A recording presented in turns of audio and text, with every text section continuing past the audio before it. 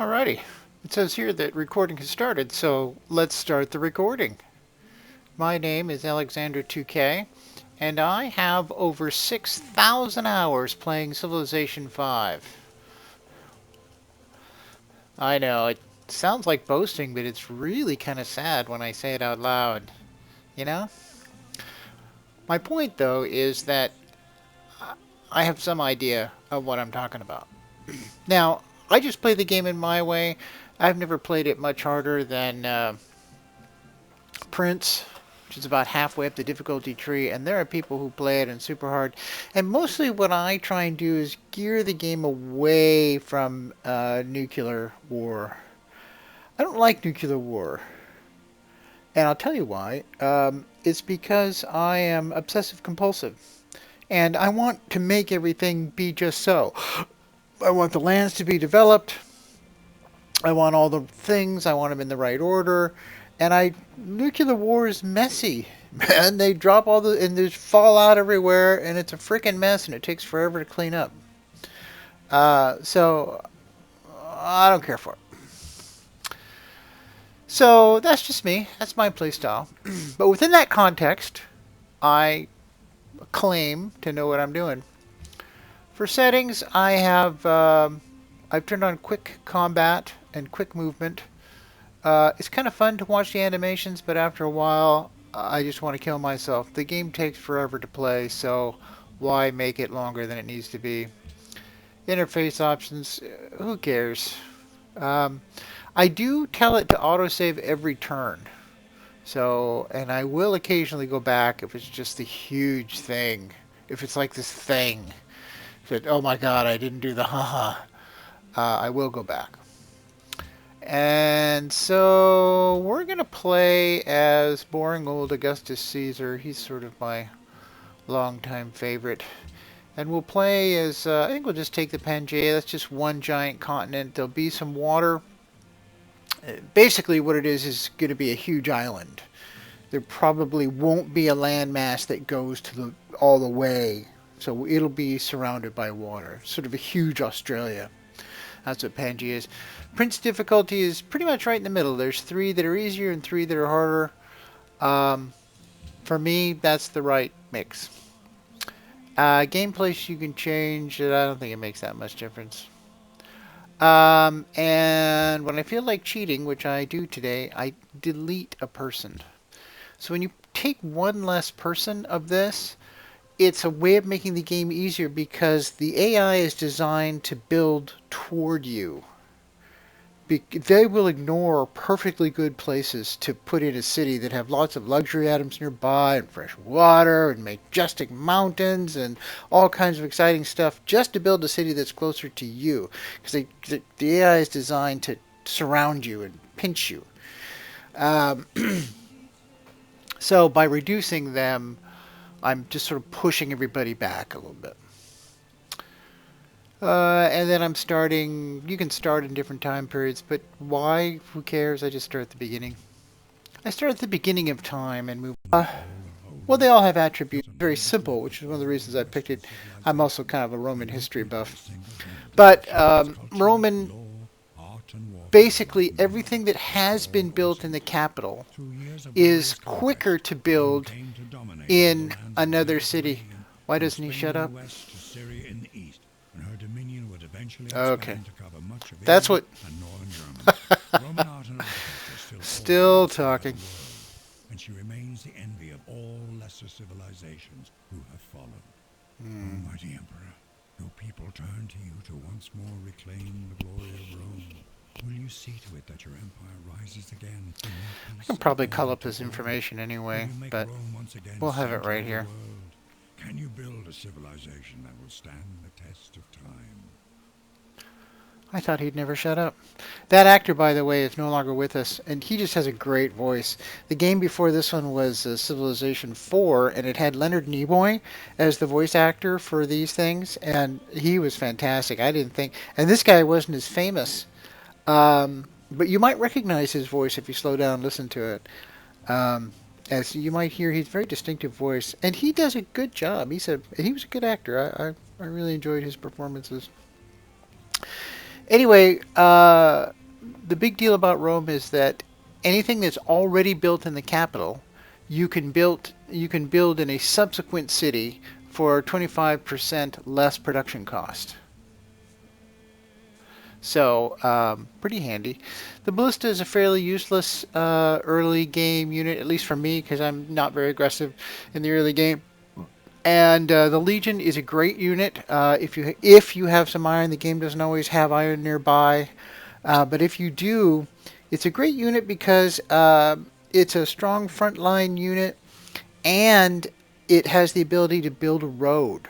So that's really a handy sort of addition to the Legion's ability to do. I don't know if they're actually any stronger than regular units. Oh, it does. Has a higher combat strength than the swordsman, which it replaces. So this starting position is pretty good. It makes a difference where you start because um, the basic, one of the fundamental determiners of how well you do, especially in the beginning, is where your initial city is founded. So if you found it on a desert tile with no food, you might find yourself scrambling for food more. So I'm going to place the cursor here on this tile, and it's going to, right above the A here for any unit needs orders, you can see this tile, if it's worked, if there is somebody from the city who's actually working on that tile, will provide one food and one production unit. Food is obviously used to maintain population, and if you run out of food, then you start losing population because they're starving to death, and production is obviously goes towards buildings and units. So the more production, the faster you build them. So where you start does make a difference, and I will actually lose a turn by moving the settler to a better location um, if that better location is significant. And starting on top of a hill next to a river, the only thing that could make it better is if on top of this hill was gems or something, or sheep, some sort of extra item. So this is a plain boring square. This is a plain boring square that has wheat, so it provides extra food. Plain boring square being 1 and 1. This one with wheat being 2 and 1. And this is a great square, 2 and 1 and gold. So, all right, let's get started. So there's our settler. We're not going to move him anywhere, move around. We're just going to click here to found city. And thus the mighty Rome is founded on one of the 7 hills. Here's 1, 2, 3, 4, 5, 6, 7 hills. Oh, there is exactly 7 hills. 1, 2, 3, 4, 5, 6, and I'm on 7. Huh. How about that? 1, 2, 3, 4, 5. Ah, interesting. Or, maybe not. So, after you have settled, the next thing you want to do is you can see being on the hill, we have 2 production and 2 food. So that's essentially what's going on. And here we have the palace. And the palace is providing production, as you see here.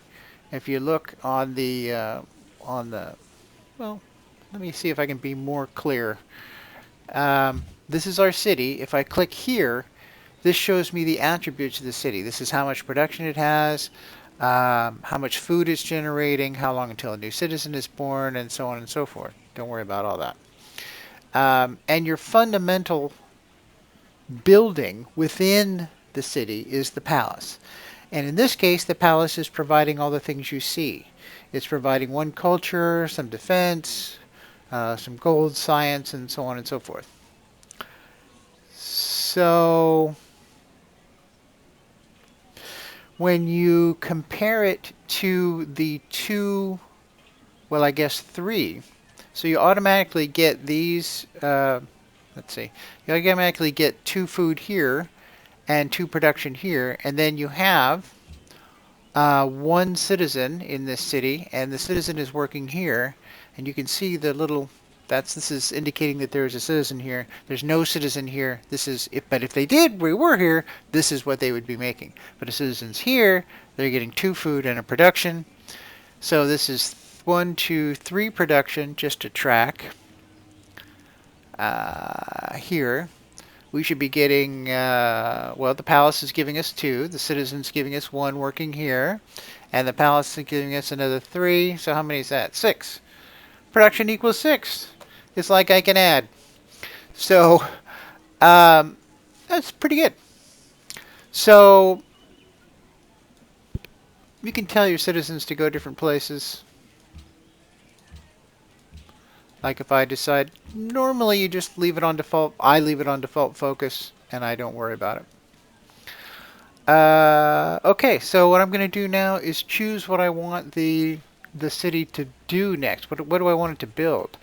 And I'm going to say I want it to make a monument. A monument gives us +2 culture every turn. And the culture is helps determine how quickly we grow. So it says here it's going to be 15 turns until border growth. And when we reach 15, 1 or more of these will become our territory being defined by this vaguely purplish area.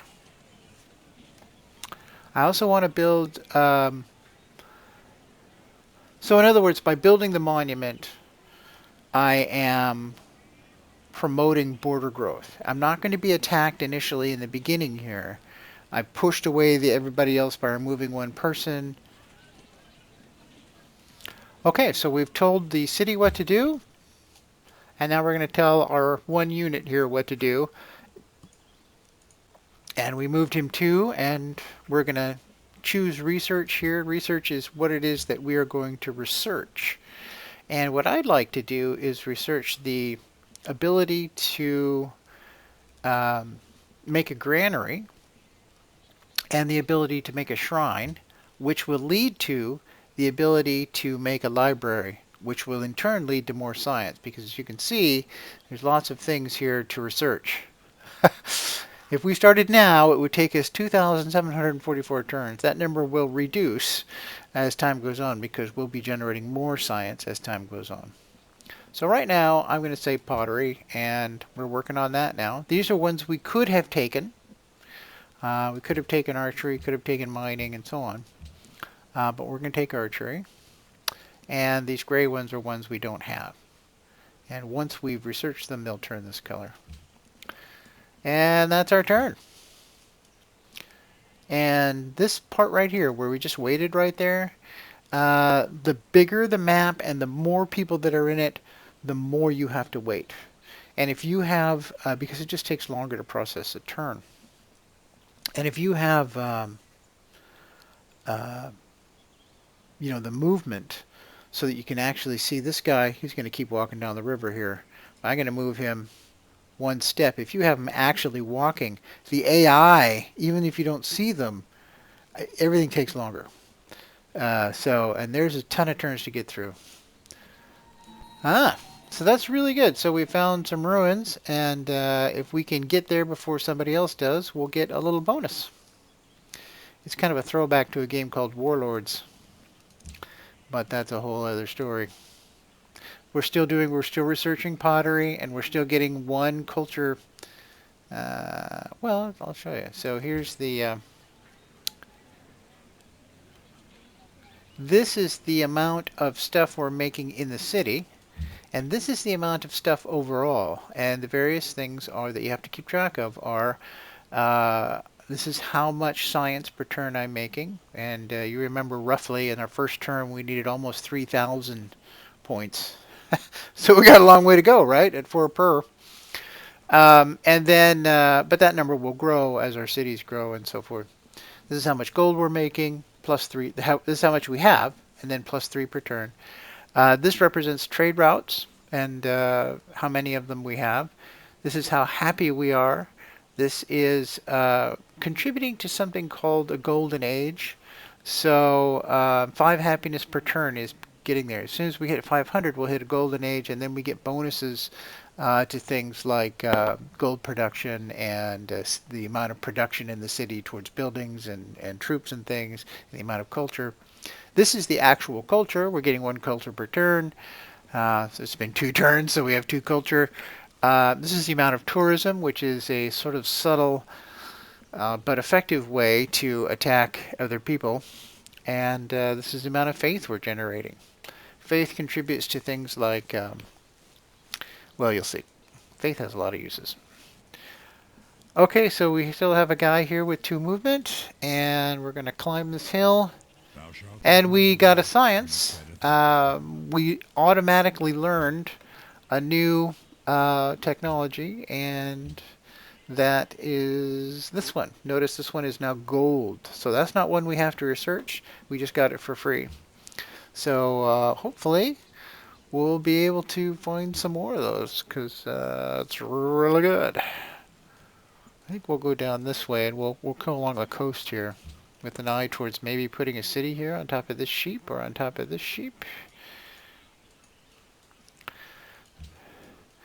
A city is really nice when it's on the coast because you can then use the sea for resources. So here, this one is, again, look above the A here. I put the cursor here, and you can see right above this, right here, it says that those are fish swimming around.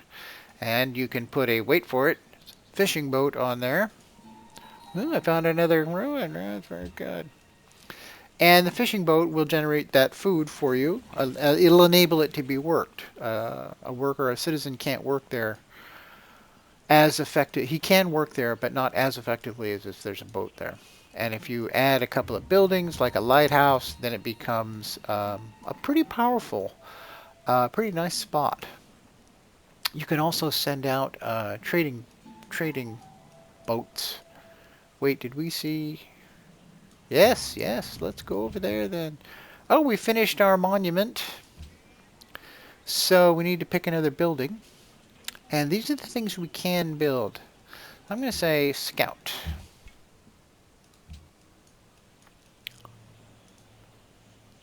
A scout is a very handy unit. It's pretty much like this unit, only weaker, but he does not slow down by, like if I take 1 step over here, his turn's over. But on flat ground, like where these horses are, he can take a step and then take another step. Where if on my next turn I took a step here, they wouldn't be able to move anymore.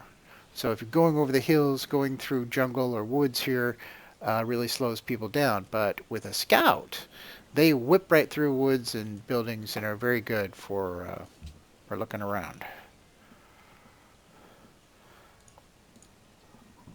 Well, now this time, what we found, there was a survivor in the ruins, and they've gone to our city. So our city now has 3 people instead of 2.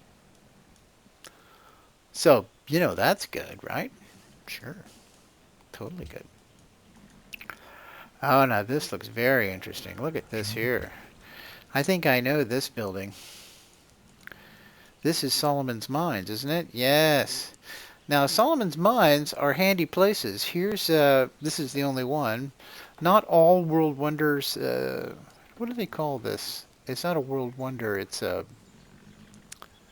I don't know what it is, but it's a feature on the map, but not all maps will have all of these kinds of things. Mount Kilimanjaro is on here. There's actually a Fountain of Youth that you find once in a while.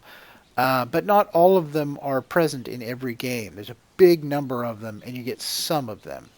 This one, if you have a city nearby and a citizen works it, gives you 6 production, which is a lot of production.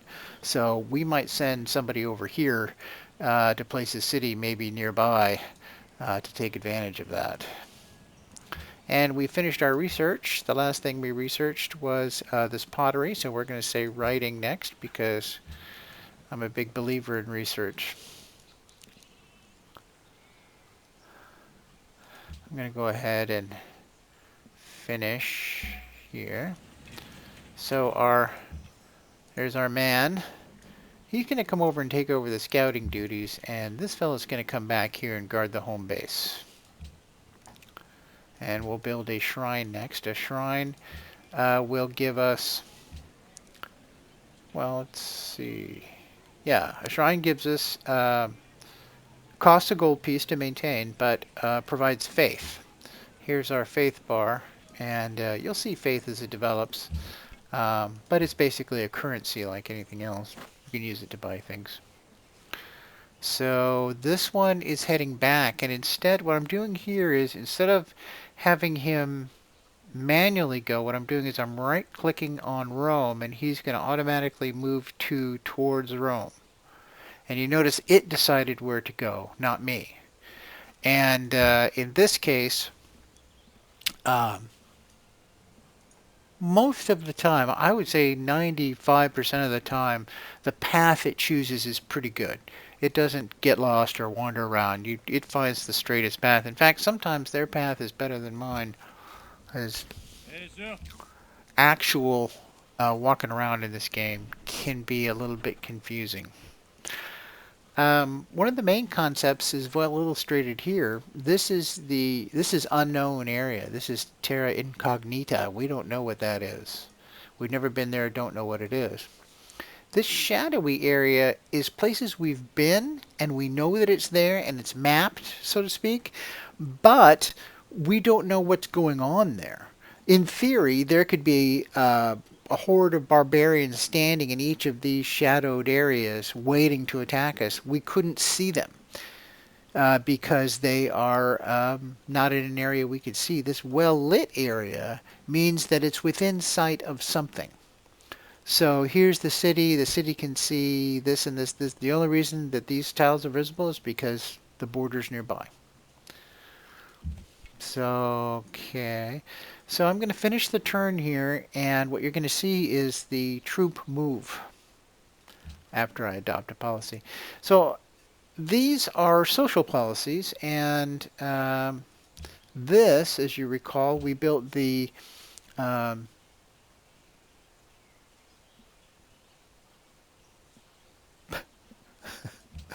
damn nouns. What did we build right away? We built a monument right away, and the monument was +2 culture now. So culture actually caught up, and we actually passed the threshold. We got to 25, and now we can actually adopt a policy. So culture drives this policy tree. So if I take this one, adopting tradition, the tradition policy, the tradition social policy, adopting tradition greatly increases the rate at which border expansion of cities, so it makes my city grow faster, and grants 3 culture in the capital. So basically it's so instead of +3 culture here, it's going to be +6, and my cities are going to grow faster. So now we're up to +6, and this city is going to grow faster. All my cities will grow faster because we'll have more than one. Okay, so you can see this is just currency. My currency went from +3 to +6. My first goal was to get to 25, and I got a policy. When I get to 30, I'll get another policy, and so on. And all of these things, in my opinion, are more valuable than they really are. Even they're just as valuable, really, as the technology tree. Some might argue with me with that. So this one moved automatically when I ended my turn, and it's because I gave him a route. I programmed him to go back to the city. So at the end of my turn, when I click end turn, he'll move 1. He'll have a movement left over, and it will prompt me to not end my turn with him having a movement left over. So here we've discovered a barbarian, a brute. This is his camp here. This is my guy. So my guy has a strength of 5, and the barbarian here has a strength of, 8. So that's not advantageous for me. I don't want to be in a fight with him, generally speaking, if I can avoid it. So we tried to end our turn. It made the last move into the city, which cost it 1 point, even though it's going up a hill, which is a slow territory, because it's a city for no reason. It's still on a hill, but it doesn't care that it's on the city. So I'm just going to tell him to, actually I'm going to tell him to, we'll look and see what's here a little bit, but I won't go far from the city. So now we're going to wait, and I'm going to see what's here. Now we got 20 culture that time in that ruin.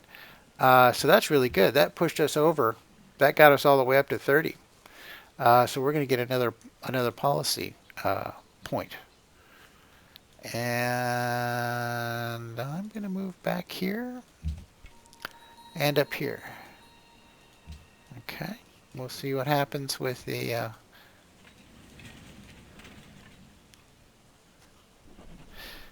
I'm going to hope that he attacks. So what I've told these guys... You know what? I'm not going to do that. I'm going to go and look and see if I can find another ruin. All right, so now we've built the buildings that I really wanted to build in the beginning. And the first buildings, the buildings that I think are most important that are available, are these two. The granary is fantastic, and I love the granary, and I want to have the granary, but I don't consider it quite as important. It's more important in this one because there are more productive in terms of food fields than these. So we'll build the granary. So I'm a little shy on food, I would say, generally speaking. Uh,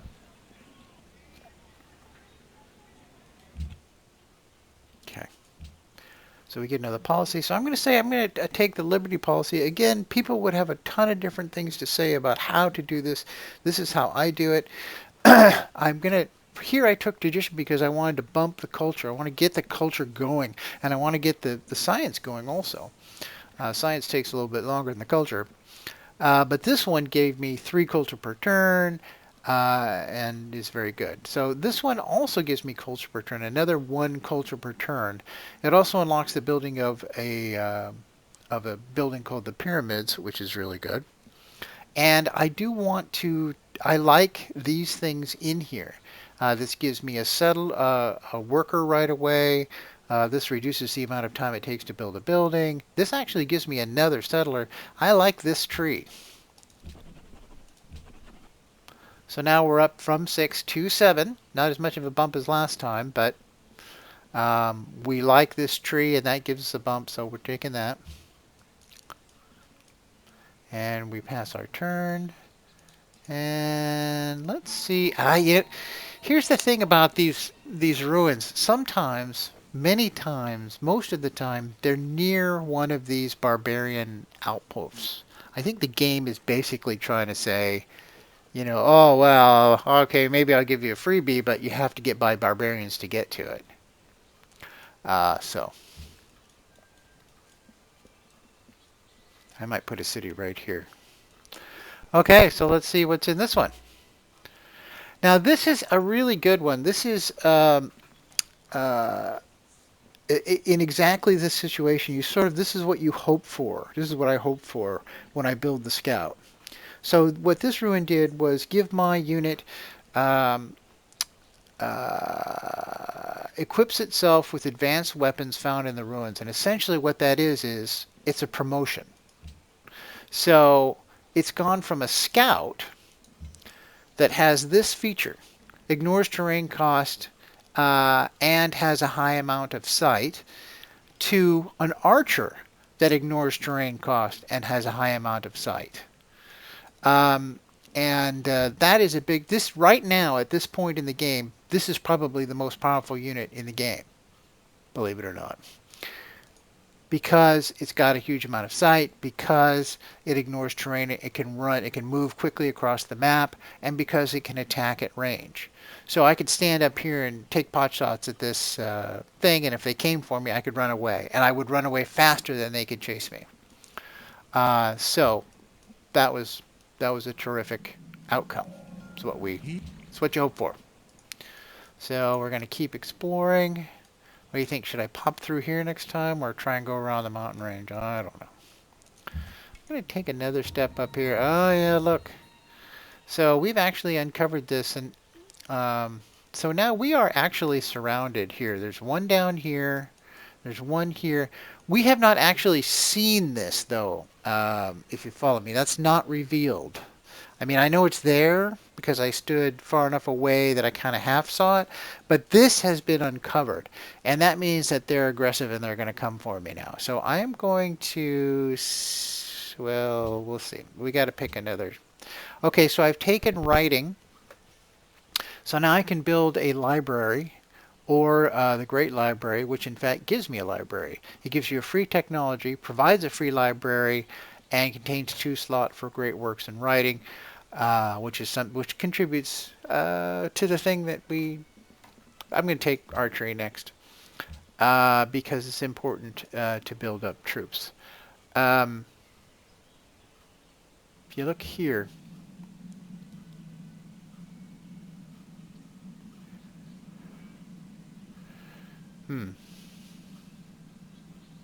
okay, never mind. Sorry. So the only question is, are we going to finish this granary, which I think normally right now what I would do is I would go here to the city and I would change this back to the library or start the Great Library here. But there's a couple of reasons why. And the reason is because especially in the beginning, when you take that library and you get that free technology, when you have this one and I'll get this one before this one's built, if you follow me. So by the time I finish building the Great Library, this one will already be complete, and this one will be a possibility. So I'm skipping something that takes 34 turns, I'm getting for free. If the only thing I could do is take this one for 7 turns, it's kind of not as much of a big deal. But being able to jump ahead this far and be able to get access to the National College and the Temple and this Oracle, which is another massive culture boost, by the way. You can see there, it's this Oracle is +3 and a social policy. So that's a really good one to get. Yeah. So what I'm going to do, though, is I'm going to finish making this granary instead of going straight to normally what I do maybe is flip over here to start building this great library. Because science, damn it. The reason why I like science is because I want to have the best kinds of troop. I want them to attack me with basic spearmen while I have machine guns. I want to out science and technology everybody. I want to bring a gun to a knife fight. I want to bring an atomic bomb to a sword fight. So I want to have the better technology. The game doesn't give too much of a damn about, in terms of attack, whether or not it decides to attack you. The big deterrent is number of troops, not the kind of troops they are. But more about that later. Okay, next turn. So I think these guys are going to start coming, well, this one's going to start coming towards me. And I'm just going to take my free shot right here. So what I did was I attacked him. I put the cursor on his position and I right-clicked and it attacked him. And I lost some health and he lost some health. And for this one, I have to decide. I want to be back here now because I think that these guys are going to be attacking. I'm kind of under threat now in the sense that I think that these barbarians are going to be coming after me. But instead of going through here and triggering this, which I'm going to see about maybe going up and around. So I'm going to go here, and it doesn't look good. I want to get around and get back down here. So we'll see what happens. So I want to hurry up and finish this granary. Looks like I'm going to be able to make it around, so that's good. And now here, I'm still on the mountain here, and he is left, or on the hill, and he's left the hill, and he's on the flat plain. So what I'm going to do is attack him. Normally I would retreat here, but I'm going to attack him again because he's in a disadvantaged position. By being on the hill, that gives me a defensive advantage. So if he were to attack me here, it would be advantageous for me. Me being on the hill and him not being on the hill, that's advantageous. So we should see we should see this reduce quite a bit, and me not by much. Kinda. Sorta. I don't know. Is that right? What do you think? So I'm not going to attack him again. So if I were to attack him again, what would happen is I might win, I might not. But if I did win, I would be standing right here with almost no health. This is my health bar here. I have 46 out of 100 points. So I would have 20 points, and then this guy could maybe come out and maybe finish me, and I don't want that to happen. So what I'm going to do is I'm going to stay here, and this is the experience bar. When this blue bar gets all the way across, as it has, I get a promotion. In this case, I'm going to say fight better in rough terrain, which is hills and woods, like so. And I'm going to ask him to heal up. I'm not being attacked anywhere else. They're all in front of me. Nobody's getting around behind me. So again, what I did here, in case that wasn't obvious, was I clicked on here. And what this one says, dig in, so you get the defensive bonus, and heal. Get more troops. Resupply. I don't have to literally resupply him in the sense of sending him something, but I have asked him to. He's going to get stronger. So if he's 46 now, he's going to get 10 points or something. So he'll be 56 next turn. So I've already moved this guy. Rome needs something to do, so we're going to choose production, and we are going to go for that great library. 23 turns is not so fast. So what's happening with this city is I'm getting a lot of production, not as much food. That's another reason that I built the granary that time. Like I said, normally if this had been a place with a ton of food and maybe not as much production, I might well have gone for the to to go straight to the to the to the building of the great library. But in this case, seeing that I'm kind of low on food around here, because these tiles, there are tiles that are double food. So this tile here, again, we're looking over here. When I cursor is on the tile, the kind of tile it is appears here. There's the wheat, there's the salt, etc. So if this was a grassland instead of plains, that would be food and food instead of food and production. So I'm getting a lot of production, not getting as much food. That's another reason to go ahead and build the granary early and wait on the Great Pyramid. Although, who knows what other civilizations are doing? Maybe they're gonna discipline us. Maybe I should have built it right away. Because there's a risk that there's only one great library allowed in this world. I hope I'm the one who builds it. So I moved this guy one. I'm going to move him one more. Okay. I think I'm going to try and stay here and then bring this guy to the rescue. All right, so we've gotten to over 60, so we're going to take another policy. Check out the policy I'm going to take. You would think I'd want to come down here and take one of these, and that is certainly a valid, I need a worker to make more food. I could, if I had a worker, I could turn these into more food, these into more food, these into more food. These salt mines are great. They give you a production and food, and I think, well, we'll see. I think that's right. I think they give you a production and food. And I need food. So you would think maybe I would take this one, which would give me a free worker, and that worker would work fast. But I'm not going to do it. What I'm going to do is take honor. And with honor, the big jazz here is that I'm stronger against barbarians, which in the early part of the game is important, especially as I'm surrounded here. You kind of always are, but there's a camp here, there's a camp here, and there's a camp down here. It can get overwhelming fast. Yeah, but depending. I really would like to eliminate one or two of these. But, so because I'm surrounded, it's a reason to take honor because it improves my 33% combat bonus versus barbarians, as opposed to city-states or other civilizations.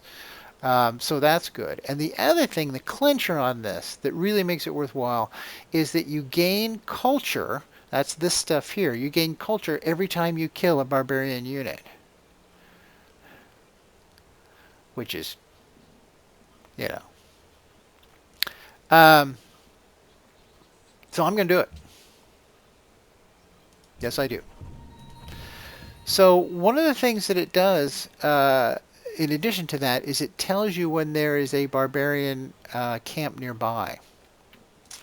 So next time we'll take the worker. Okay, so this game is they're still playing it the same. So far, this hasn't generated another unit that I can see. It might be on the coast and it's generating. I would have thought it would have by now, but it might be on the coast and it's generating sea units. So let's talk about faith. I promised you we would get to faith, and here we are. So we've reached 10 faith by getting 1 faith per turn, which is not much. 1 faith per turn isn't a lot. And here it is. And the only thing that's giving us faith, I believe, does the palace give us faith? It does not. Palace gives us no faith. But we built the shrine. That was the second thing we bought, and it gave us 1 faith. And then 10 turns later, we had 10 faith, and we're able to actually take, what we're going to do is found the first of the things that you can get with faith, which is a pantheon. So a pantheon is simply meant to be, it's kind of an awkward word, but it's meant to be your rudimentary, fundamental religious beliefs, sort of. And there are a ton that I'm not going to go into that basically just give you, bonuses. But I'm going to take this one. I've decided God King over time is the best one. It gives you 1 more culture, 1 more faith, 1 more gold, 1 more production, and 1 more science. The only thing you better is if it gave you food. That would be the trifecta. It'd be all of them. I guess tourism. But having 1 more of everything is terrific. So right now, if you look up here on the top, I have 7 culture, 1 faith every turn, so on and so forth. Now I'm going to pick it. Now I have 8 instead of 7. I have 2 instead of, and so on. And so what we're going for here next. So you see faith improves your civilization. Something as someone who doesn't believe in the supernatural, I might argue against. But in this game, absolutely. So what's going to happen next is you're going to choose when we get to the next threshold, which is going to be 200.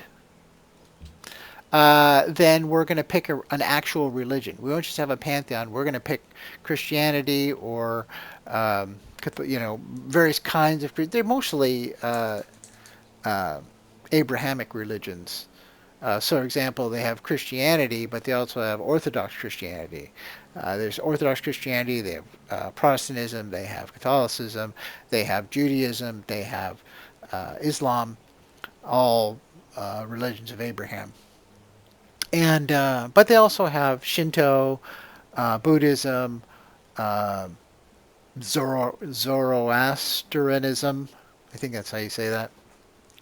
And we'll pick one of the one you pick doesn't matter to the kind of bonuses you get, what you get for having that religion, but it does change. No,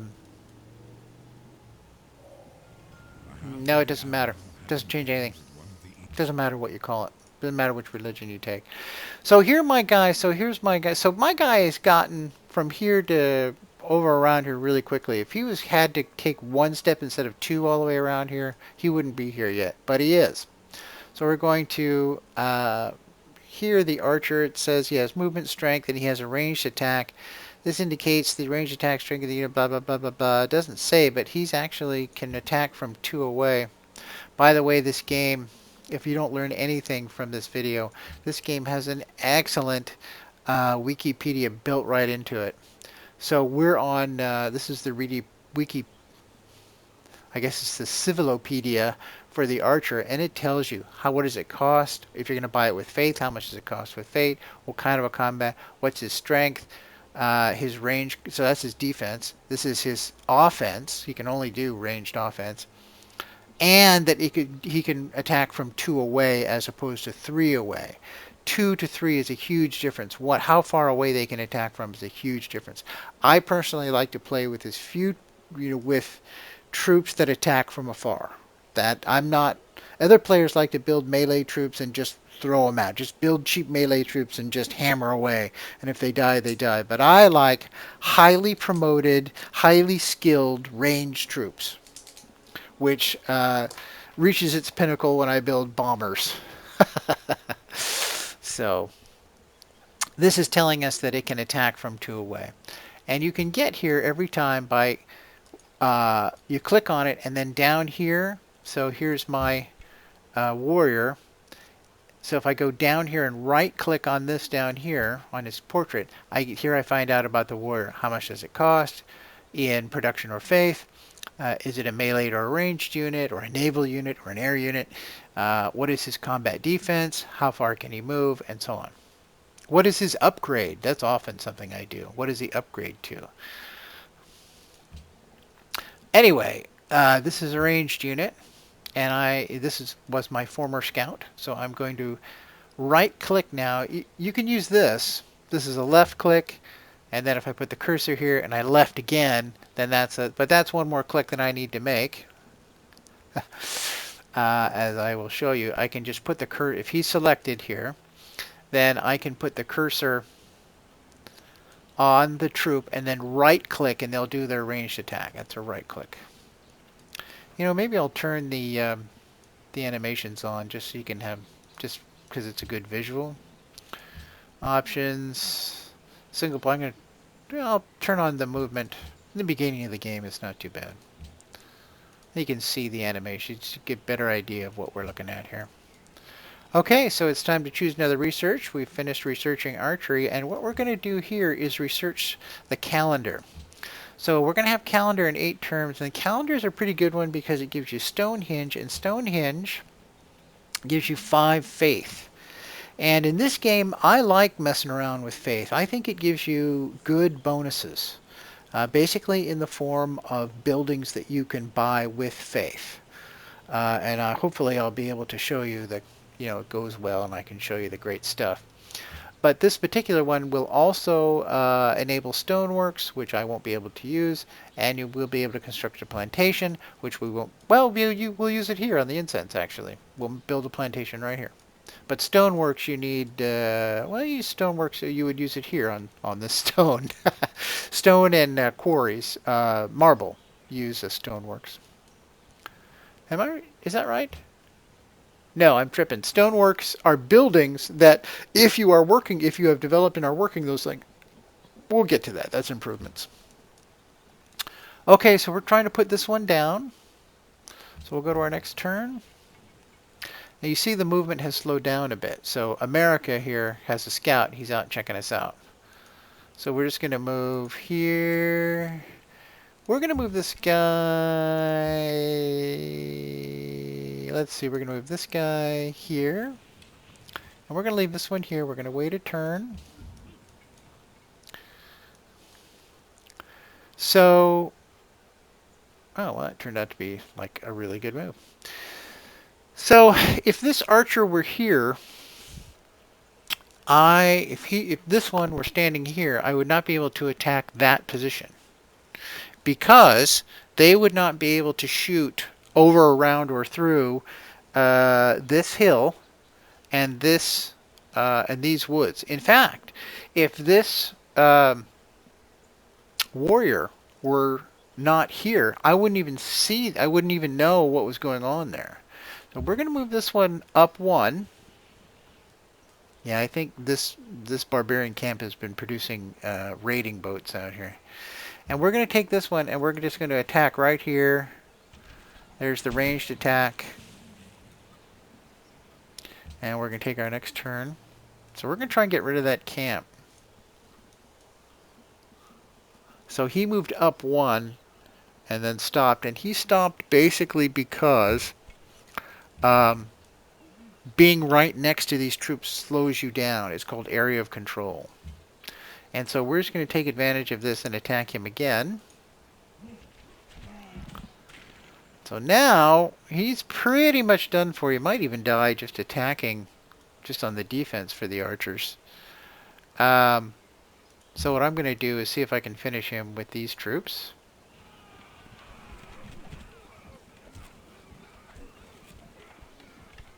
which we did.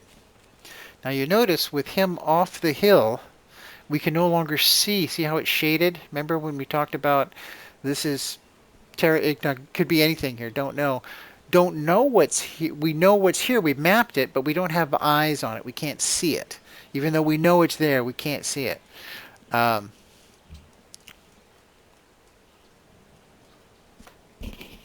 So now what I'm going to do is move him here, and I'm going to move this one. Now remember, if he were here, he couldn't shoot through the trees, and he couldn't shoot over the hill, so he wouldn't be able to attack. But if he's here, now he's standing on a hill, and he can see over. He can see over, because he's on this hill then becomes level ground. He can see right past it onto the lower ground down below. But if he were standing here, then he couldn't. So he couldn't attack this barbarian encampment from this tile, but he can attack from this tile. Why can... Oh, and he's a scout, so he gets no terrain. Normally, if he walked from a low place up to a high place, that would be the end of his turn. But because he was originally a scout, he has this ability to ignore terrain cost, and he gets to fire anyway, like that. So here in a nutshell, you see what I like. I don't want to pound this down with my melee troops. I want this guy to spend time healing, and this guy to just wipe him out. Then this guy gets more experience. So 12 more turns, we'll have the...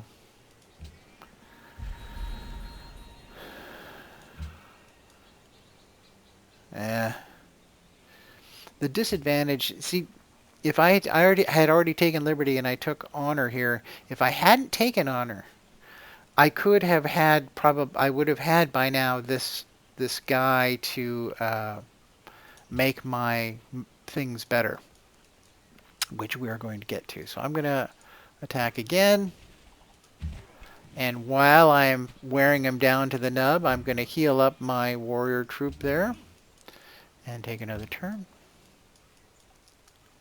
So we're building, and we got another unit promotion for our archers. So now he does better when he's... So this promotion works against the position, not that you're on, but that you're attacking. So what this says is the ranged combat strength against units in rough terrain. So what it means is if the unit they do more damage against units that are in rough terrain, which is the forest or the hills, or not just sitting out on plain flat land. So he'll do a little more damage. It also means that when he's defending, if there was a melee attack against me, or an air attack, or a ranged attack, because if they're standing on rough terrain, they would have better defense. That's what the rough terrain bonus means. So I like to max out these. I like fewer units with lots of promotions. I hate to lose units. I'm like General McClellan for... So here, this is my strategy. So now you saw that 8, so that was a bonus 8. So I got double the amount of culture this turn because I killed that barbarian unit. And then I occupy their unit and I capture 25 gold. And next turn. So this means that this coming up turn I'm going to get another. And so now, I think now we're going to walk the barbarian, my warrior unit back this way. Am I? 1, 2, 3. I think I am. I think we're going to go here, then here. Just kind of having a look.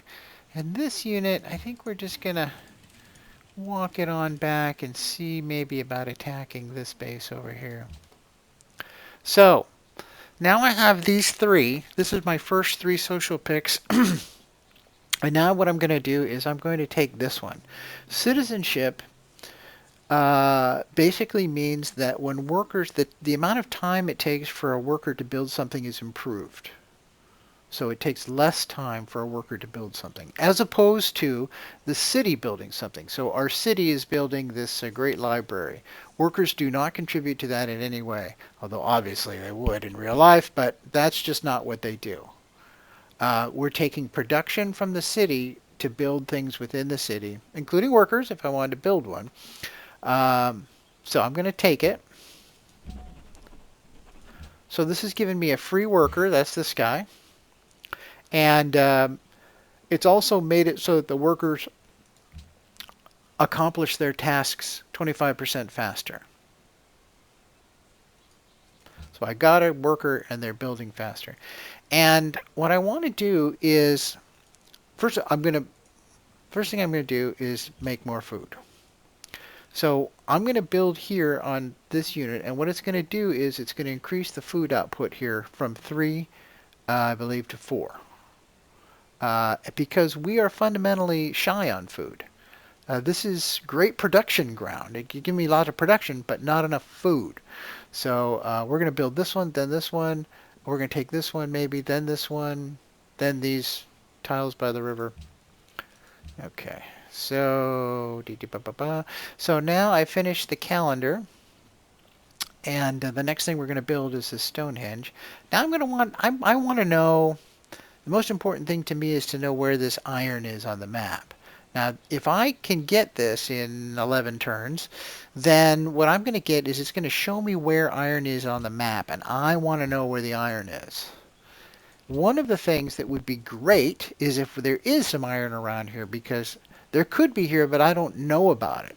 My people walk around, the ignorant savages that they are, and they see iron, but they don't see its potential. They don't see they don't see that it does us, that we want it.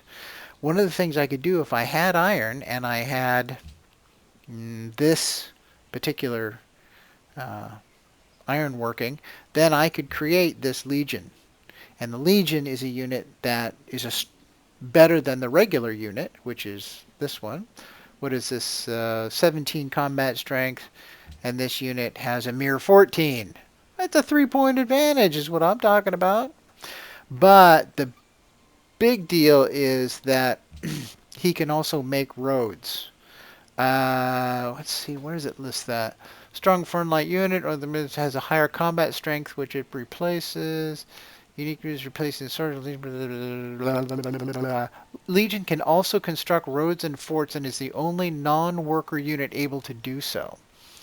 And roads are very good for getting around. All roads lead to Rome, but they're very good for getting around, and they're very good for trade routes, and they're very good for money, which we will see.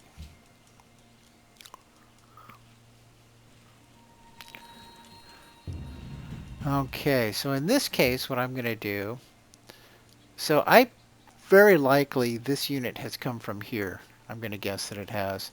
And what I'm going to do is move this one here, and this is going to protect the unit from direct attack. This barbarian unit, this archer unit, would have to basically destroy my city and then enter it in order to get to this unit, which God forbid. So the city's going to attack, and the archer's going to attack. So basically, I have, with the archer in the city, I have an invulnerable unit. It can't be hurt until unless the city is taken. And he can be aggressive. So I get free aggression, basically.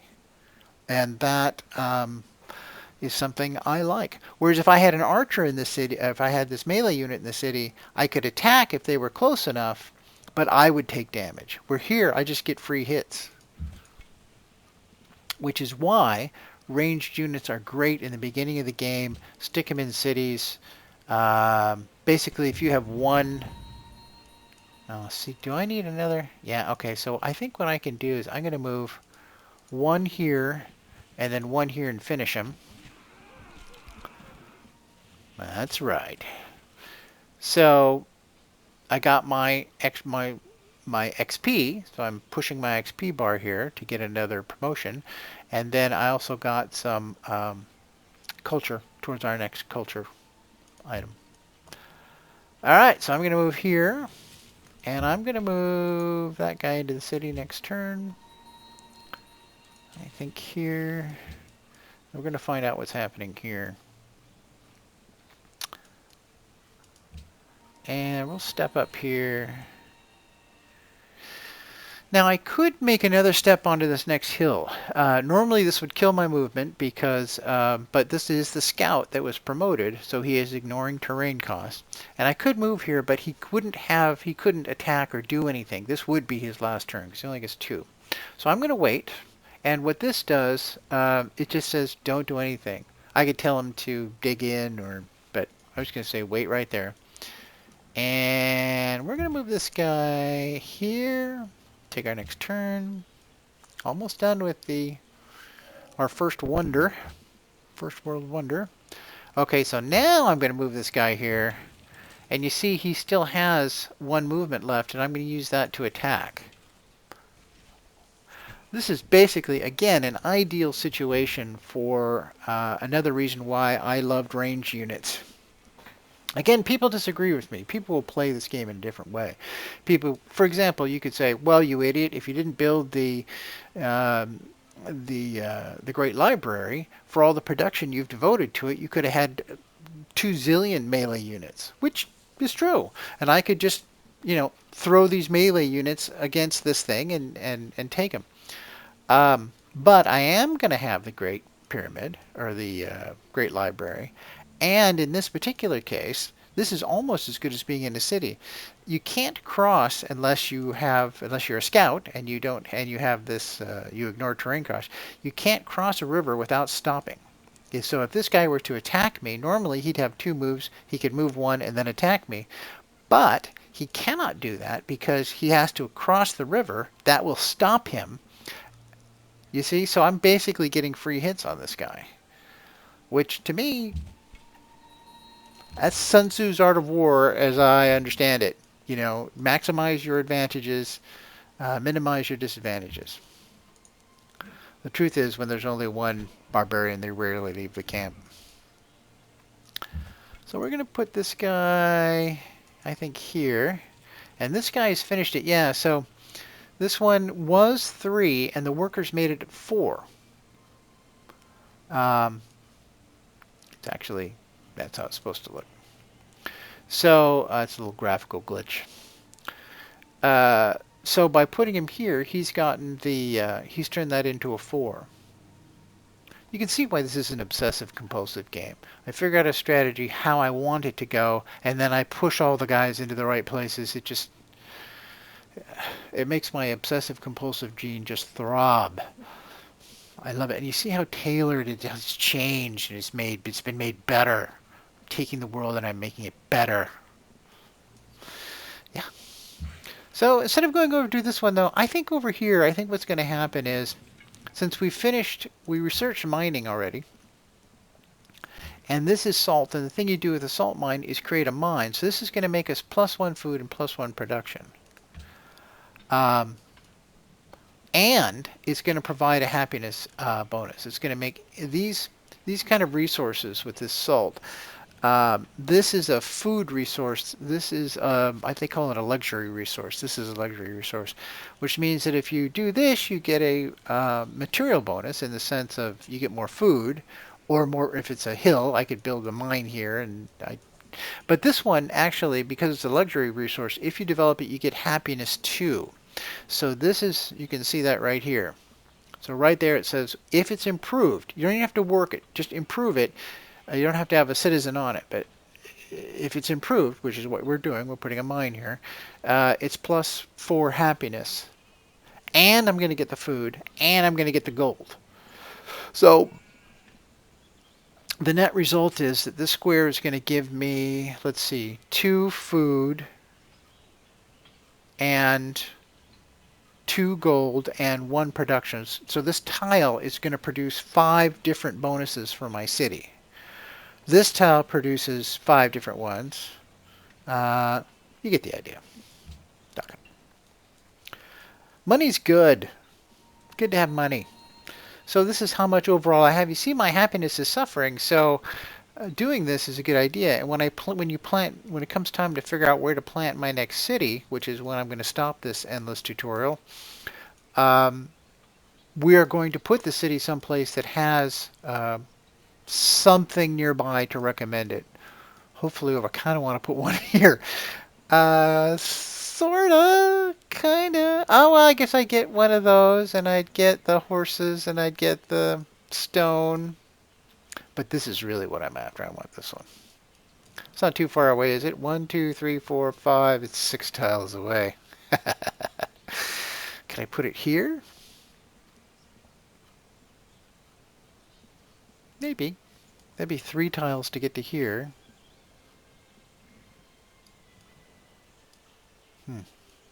This would be an interesting spot. I don't know. We'll see. All right, so we're still using our Sun Tzu's Art of War to destroy this camp. Hubba! Poor devils. So here, what I'm doing, this is our warrior unit, and he's just sitting here solely to guard these guys, just so a wandering barbarian unit doesn't come across here and kill them. Actually, what the barbarians do is they take them as slaves and they haul them back to their camp. Ah, see now this, this is how it goes. So this barbarian camp looked to be lonely and only had those guys in it, but there were actually a couple of guys. When they came under threat here, they brought these guys over to help out. So, but we've pounded this guy down quite a bit. So I think what's going to happen here is, what am I going to do? If I attack this camp one more time, what's going to happen is this guy's going to die, and then one of these 2 units are going to move in. And I think it's probably going to be this one, and then this one would attack me. So I think what I'm going to do is attack this one, and we'll see what they do. We'll see what they do. But remember, they have, as soon as they cross the river, they stop. So we'll see what happens here. Okay, so they attack me from across the river, which is the smart thing to do. Oh, we finished the Great Library. Terrific. So here's the Great Library in the city. We're now getting +1 culture, +3 science. We're getting great scientist points. We haven't talked about that yet, but those are great people. We're going to see one here, I think, before we stop. And we get a free technology. And, wait for it, we also got a free library. So we get +3 science, and we get the library, which is another +1 for every 2 citizens in the city. And we have, how many citizens in the city? I don't know, 6 citizens. Is it +1 for every 2 or 3? 2. So that's an extra 3. So it's +6 science for having built that. So, that worked out. So we're going to choose, so we got a free tech. This is us choosing which tech to get. And you notice here again, we've built we researched the Stonehenge, which means that this is connected to this is connected to this, and so we needed to get this. So I am jumping this whole thing. I'm getting this free technology. And that's great. That's one I don't have to research later on. So next we're going to build Stonehenge, and then that's going to pump up our the amount of faith points we get every turn. And we'll see if we get our religion going before we end the tutorial. So now I'm going to see if I can, this won't kill the archer, but it ain't going to be good for him. Might get lucky. Ah, we killed him. Oh, almost! So close. Okay, next turn. We should be finishing up this salt mine soon. That was weak sauce. Okay, now we're in trouble. So they finally crossed the river. So next turn they're going to be able to attack me. So I am going to take a chance. I'm going to upgrade my archer, and what I'm going to do is I'm going to attack the camp. Believe it or not, I have a solid line of retreat here. I'm doing a gambling thing here, but I have a solid way out. So if they've decided somehow to move here or here, or they attack me and they really wipe me out or something, I can back up right to the city where I'll be safe. But what I'm going to do is stay here and be aggressive. So I've got the 2 defensive bonuses here. So that'll improve my survivability when they attack me next turn, because this archer certainly will. And I'm going to attack the camp in the back, like so.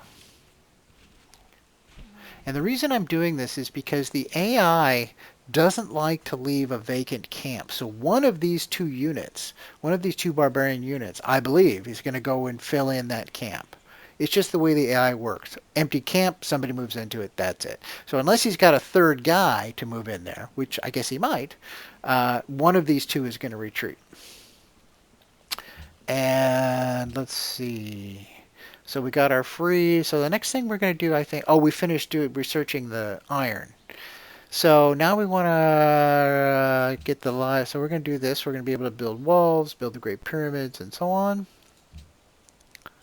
By the way, what we have now is we've taken this one, which enables us to build plantations. We've taken this one, which enables us to build mines. This one prepares ground. If there's marshy land, it'll drain the land. This cuts down jungle. This cuts down trees. And if you take this one, construct a pasture, and this one, construct a camp, what that means is that any terrain that is here can be improved. So if I wanted to build a farm here on these woods, if I didn't know how to cut down trees, I couldn't do it. But I do know how to cut down trees because I took this one. So this one, this one, this one, this one, and this one, these two, pastures and camps, cut down forest, drain a marsh, and cut down jungle, um, build a quarry, build a mine, build a camp, build a pasture, and then build the plantation. That's all of the tile improvements. So those, how many is that? 1, 2, 3, 4, 5, 6. Once I have all those, there's nothing that technologically is preventing the worker from doing any task. And it looks like they've finished the salt mine. There you see the behavior. So the archers were hurt. They only have, I think they must have fuck all now. I don't know what they have. They're basically almost dead. So they have whatever. So I'm going to finish the archer.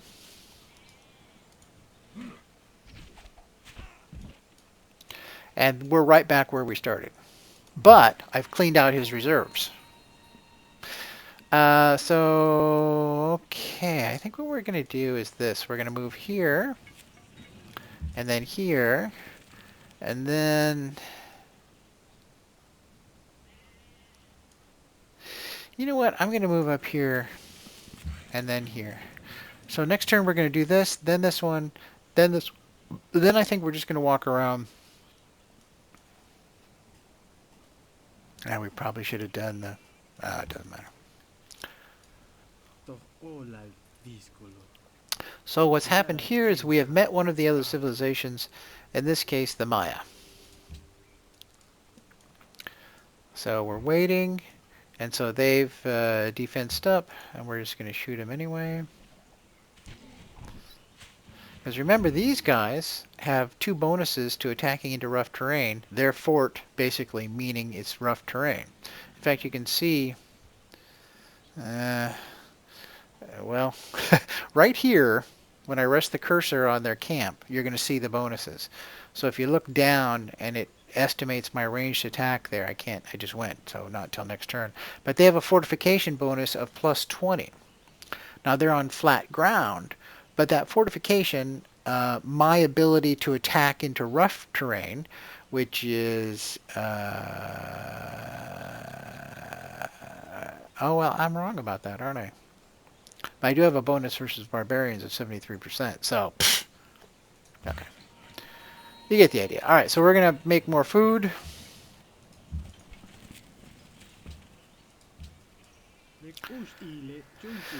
So an embassy means once you have an embassy, then you can do other things. And I usually am just super friendly with people, give them whatever deal they want. And I try and build good relationships with people, especially in the beginning. Oh, he produced another unit. That's too bad. So now that places me. So his next attack from here is going to be full strength versus my half strength. And I think the tide has turned with his producing this extra unit. So I'm going to back up one. I'm going to move this over here. And we're going to set this guy to heal. When he's in friendly territory, he'll heal 15 points. Here. So other players are taking their turn. These are the city-states. Here's the barbarians. You can see he didn't come. And I missed the healing. Okay.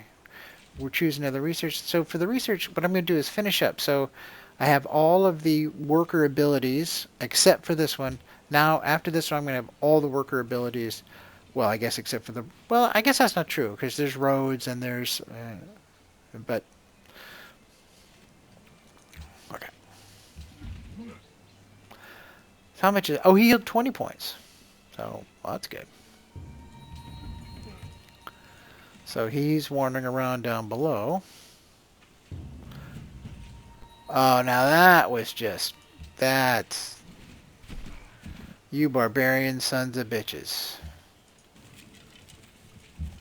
Let's have a little peek here and see. See, he's retreated. He's moved his archers off.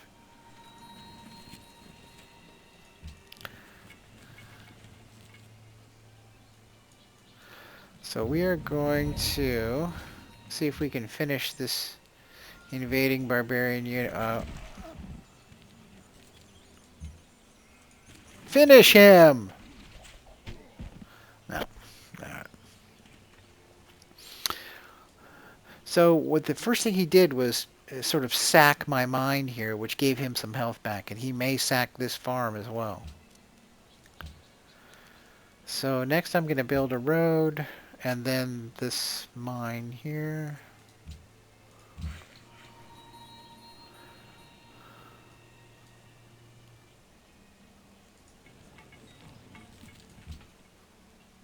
And notice another barbarian has appeared here. So it's getting a little bit touchy. So I think I'm going to move back to defense here for a little bit. Let's see if that barbarian... Oh, he didn't sack. He moved off. Interesting. So that's finished him. So I wonder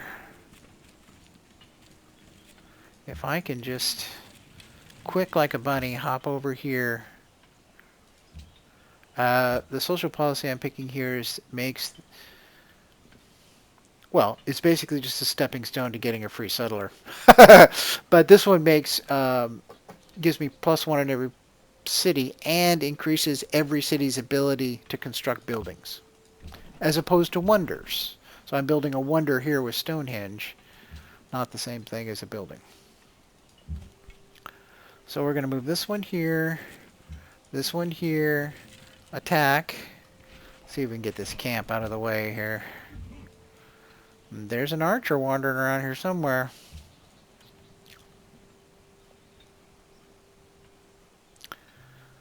We'll do this. And then we'll finish him off here. Yeah, there's that archer.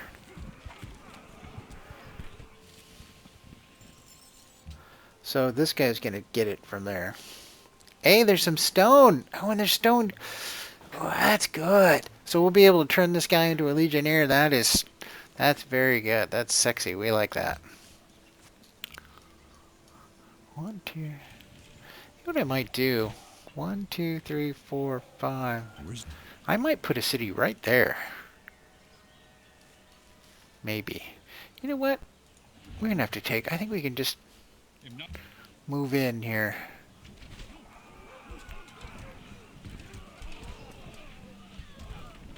Oh, yeah. That's the stuff right there.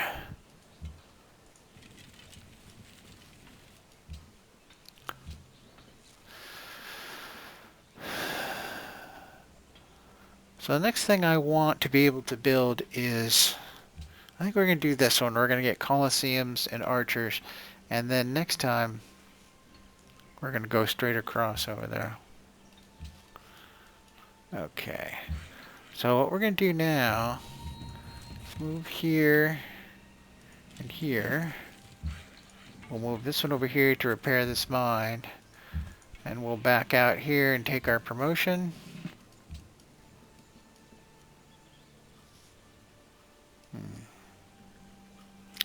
I could put my city here on this.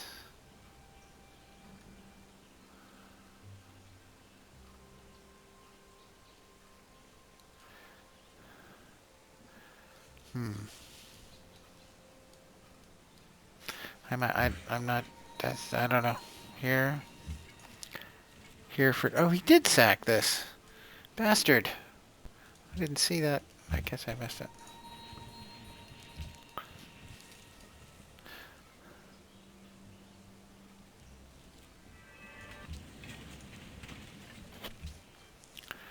So, what we've done here, I skipped it again, but I built Stonehenge. That's right here, underneath all this fire.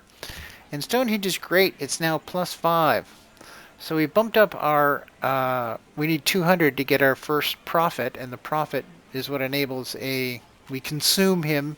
Basically you kill the prophet in order to get the city, in order to get the religion.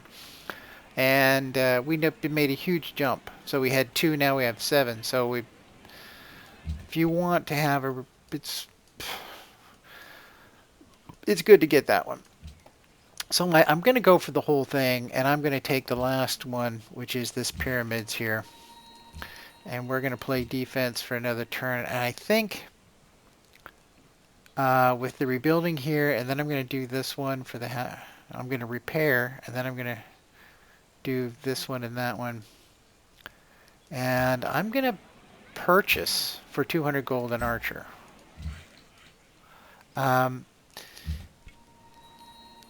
I said I was going to talk about it, and I'm gonna. When you,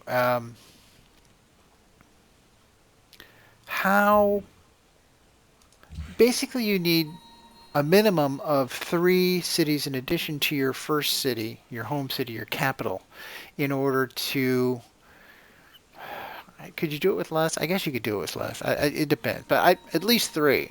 And I like to take whatever's good and available as long as we can stay peaceful.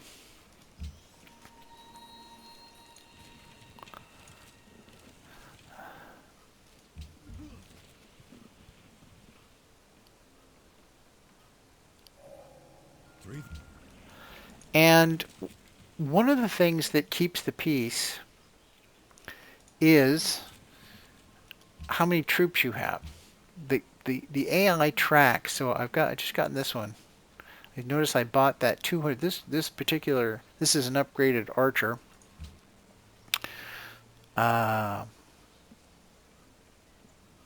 So the archer upgrades to this crossbowman. Better range attack, better defense. But it costs 320 gold to get, which is a lot in the beginning of the game. You notice I spent 200 and I emptied the treasury here just to buy this one outright. But the rule of thumb is if I put 1 ranged unit in every city that I have, and I have an extra unit or 2, it's unlikely that people will attack. Not saying it's impossible, but it's unlikely that they will attack me. I may build it. No, here? How about right here in this square?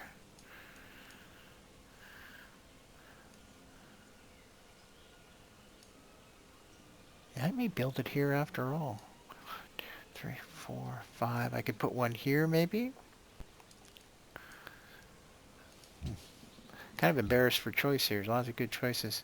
So I finished building this. The next thing I'm going to do is I'm going to click here, and it's going to do this one next to this one because I want this market.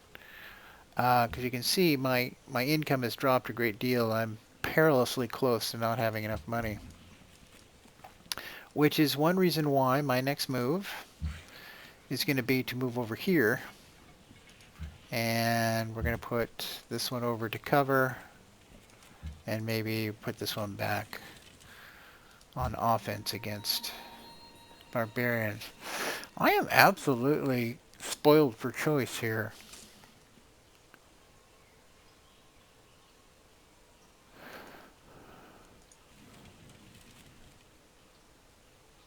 1, 2, 3, 4, 5. 5 is usually about the limit that I want to be far away from a nearby. I got, that's not true. I'll go 6. Should I go 6? No. 1, 2, 3, 4, 4. We'll see. That might be it. Because that's going to give me a lot of production. It's going to instantly give me the stone, the iron available to upgrade this troop when I get whatever technology it is. This one.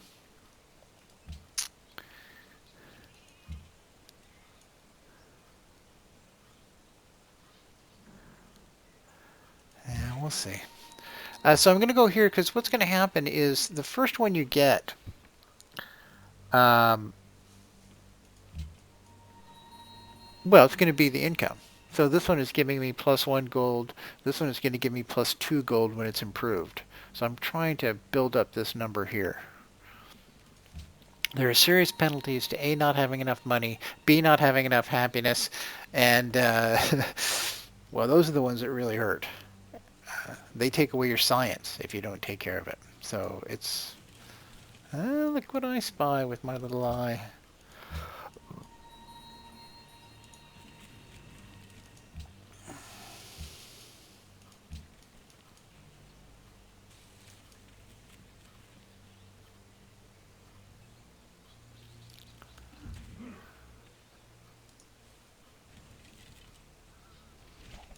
So they're attacking. So these guys are going to take a hit. These guys are going to do some damage. Next, we'll sit here, protect that worker. Yes, I'll take your embassy. Let's be great friends. Look, neither one of them attacked. Interesting. So this is going to hurt them for sure. And I think instead of attacking up, I'm going to attack this way. And the idea here is that I finish them so they can only be attacked by one side. Like if these attack my archer and they did a huge amount of damage, maybe these could finish them off. So now it's going to be just the opposite. They may attack, but they'll be hurt. Yeah, well, that's just weak.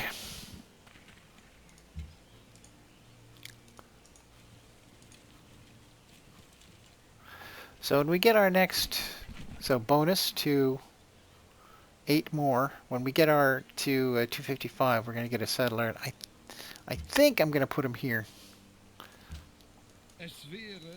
Everybody wants an embassy. Yes, embassies all around.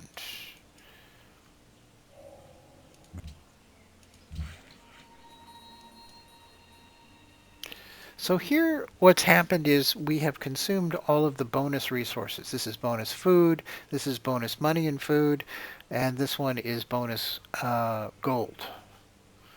So now I'm going to take the next most valuable item, which is I'm going to turn these river tiles. River tiles produce more food when improved with a farm than regular tiles, so we're going to work on that next. And then I'm going to start building a road, I believe. Maybe here. 1, 2, 3, 4. What about right here? This way I'd get the... I don't know what to do. I think I'm going to go here and get the bonus. Because I'm going to be sitting on the... I don't know. Oh, he's offering friendship. So we will be friends then. I may build a city here. Build a farm. Stay in guard. I think we're gonna stay for the time being. Now I have 2 places that have salt. And so what I'm going to do is trade one of the 2 units of salt that I'm producing to this guy. And he's offering me 1 gold per turn, which is all he has. So I'm going to take all he has. That was a decent offer. And that offer in part was based on how much he respects my military. So,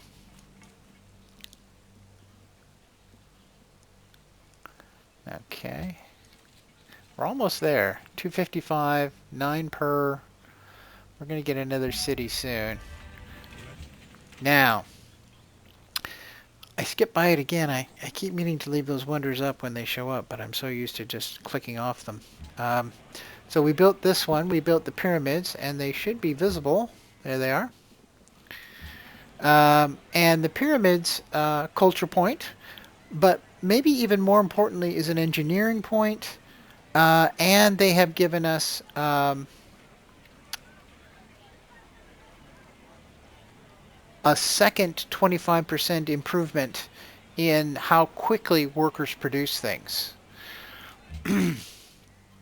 So you may recall this one. This one gave us a worker and gave us 25% improvement in the reduction in the amount of time it takes to do something.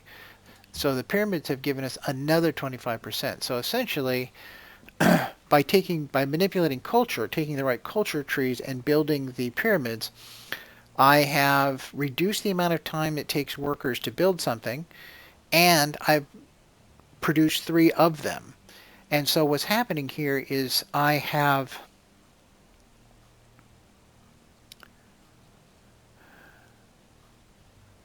essentially all the workers I'll ever need. And the other advantage in the things I've taken, here's an engineering point, here is a pyramid point, and here's the Great Library. So this gives me the Great Library, Great Scientist points, 1. Great Engineer points, 1, and this one gives me a Great Engineer point. And that translates here. So you can see here, this is how long it's going to take me to produce a Great Engineer, and I'm making 2 points, getting 2 Great Engineer points per turn, and I need to get to 100. And so less than 50 turns I'll have one. Here's our Great Scientist points. I'm getting +1 because of the Great Pyramids. I like Great Engineers. They greatly hurry the work. So I think I'm going to just start right here, and I'm just going to tell him to build a road. And I'm going to move this guy.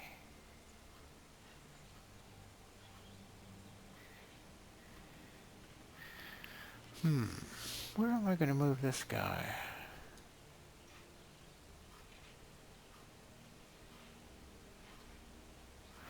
I think I'm going to put him here for now, and I'm going to have him build a farm. He can retreat back on. I guess I'm going to put my guy here where he is most available to everyone. And I might even move this guy here.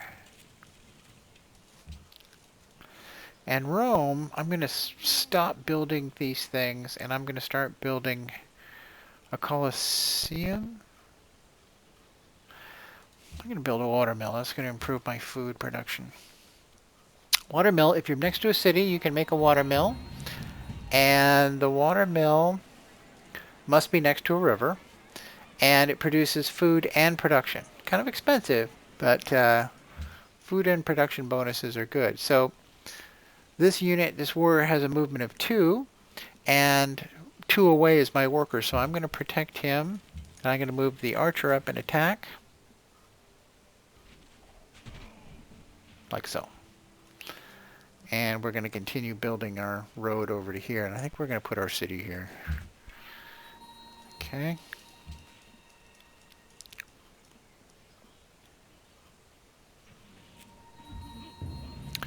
Oh, this is just ridiculous. So here we're going to soften him up. And the one wounded guy left, we're going to murder. And there we go. So the game has oh, why take it back? A lot of times if there's a barbarian unit, you can't see the road. Here's the road. We're going to build it right, I think to here. I think we're going to build it up this hill and then right here. And then, okay, we're going to put this one here. We're keeping them by the city, but we're, hopefully developing the most useful tiles.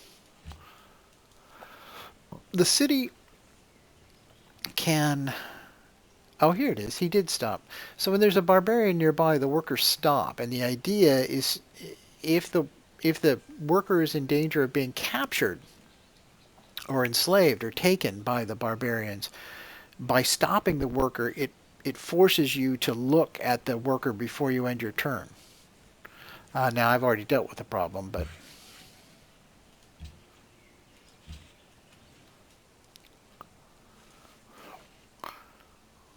so we're almost there.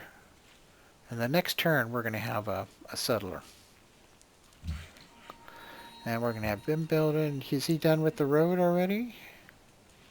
No? Oh, there is a road there. Okay. And I guess I had him just finish it there. All right. Oh, do you think I should attack this camp? Is this the one with the... So he could move here, then here. Maybe I'll attack the camp. So he's finished his work here. That's now a farm. So I've improved my production with the mill. We just made it here. I've increased the amount of food, which again, these aren't super luscious tiles. They're not lush tiles. They're kind of dry tiles, so they don't produce as much food as they normally would. You can see my priorities were to develop tiles that gave me food. Kind of the best. This is a pretty good starting location, I'd say. So now I'm going to build the Colosseum. And I'm going to pick the settler. This is my here. So what this one does is speeds the training of settlers by 50%, and it produces a settler. And so we're going to take this settler here, and I'm going to have him go right there. And we'll have this guy build a road here.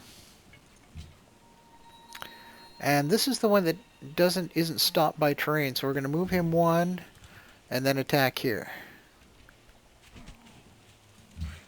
And we'll see if we can get... And I'm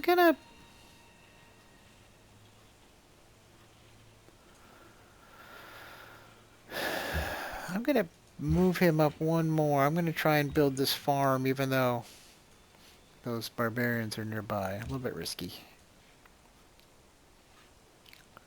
So we're waiting for our turn. This is just a report.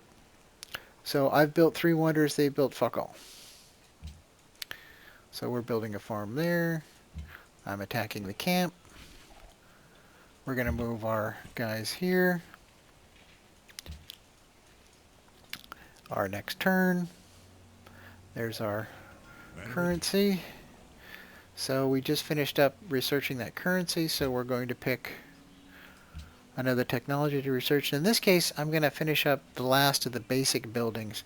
I consider the basic buildings to be the monument, the shrine, the monument for culture, the shrine for faith, the library for research, and then the Colosseum for happiness, which I just am in the middle of building, the market for money, and then the workshop to improve the amount of production you can make for other things.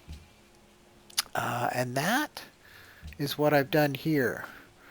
So we made... well, you start off with being able to build the monument. So, but then we learn to build the shrine first thing, and then here's the library.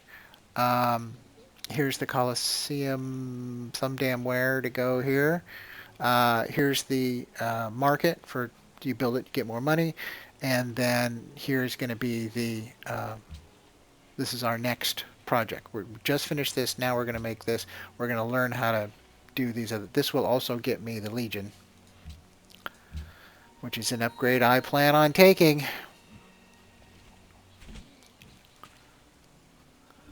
So now we're going to build our next city.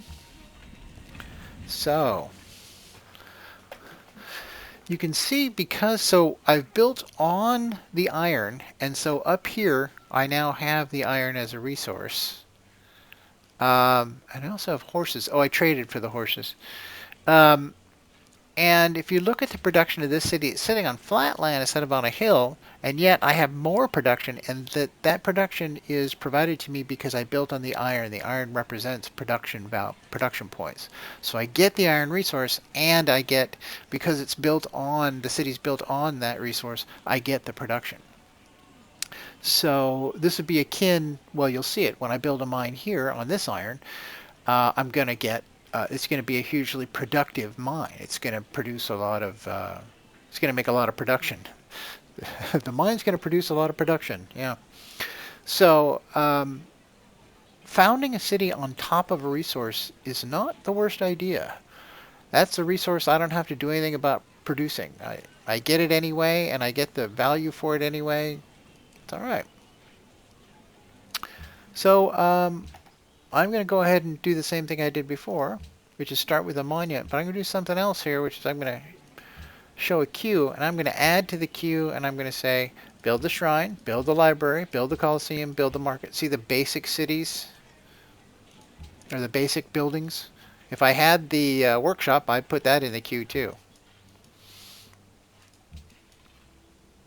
Now, because I've built all those things here in Rome already, remember with Rome, you get the, here's the Civilopedia. I'm going to put Augustus.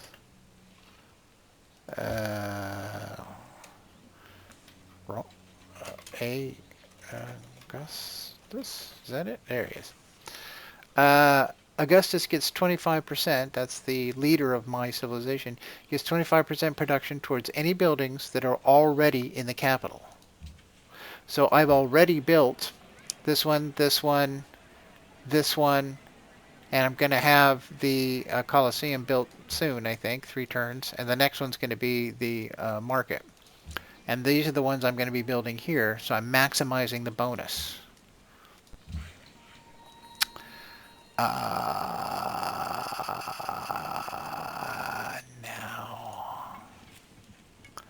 So now I'm going to finish my road that will connect the 2 cities. And connecting the 2 cities is a good idea because once they're connected, I'm going to get more cash.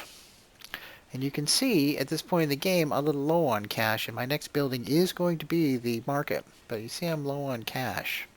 The other thing that increases cash is developing resources like this. This is gives me 1 gold. This one gives me 2 gold. But this is the one we really kind of have our eye on. We want this one is +3. So we want our city to expand and then include that King Solomon's mines, because that's going to give us 6 production every turn, which on top of the production that we've already got on this thing is pretty good. So this archer is going to kill him, and then next turn this one's going to move into here because it's just like a vacuum. It just sucks in their other guys. And city-states and barbarians, and there he goes. And we'll start working on them. So what's happened is we reached 200. That was the faith clicking off. And since we reached, we have produced a great prophet. This is our great prophet. You can see, I don't know, he looks like Moses. So we're going to click here.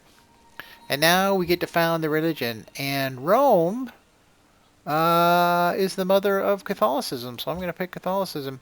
The actual religion you pick makes 0 difference. It doesn't matter. They should have a third one where you pick your own and say, we're the nose-picking religion. But there's Buddhism, Shinto. I tend to pick ones that match the civilization I'm building, but it doesn't make a damn bit of difference. They're all the same. But this founder belief, this one varies. I can pick any number of these, but the one I like to pick is every city that gets this religion, the first time it converts to this religion, it gets 100 gold. So I'm about to give myself 100 gold. So I have 118. When I finish here and I found the religion, that's going to be 218. The other one I really dig about religions and faith is that I'm going to take this one. And this will be a building that I can make in every city as long as I have enough faith to pay for it. So what this building does is it gives me 2 faith. It gives me 2 culture, and it gives me 2 happiness. Super good. So watch, I'm going to found religion, and that's going to go up 1 to 200 because Rome was just converted. So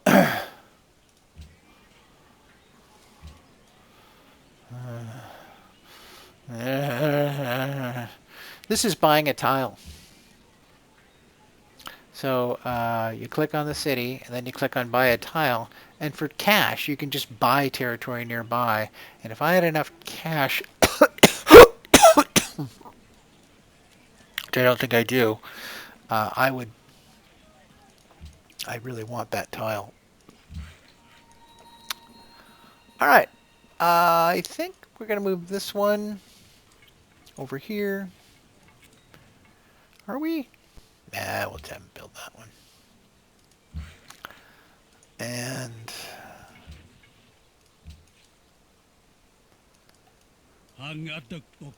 okay.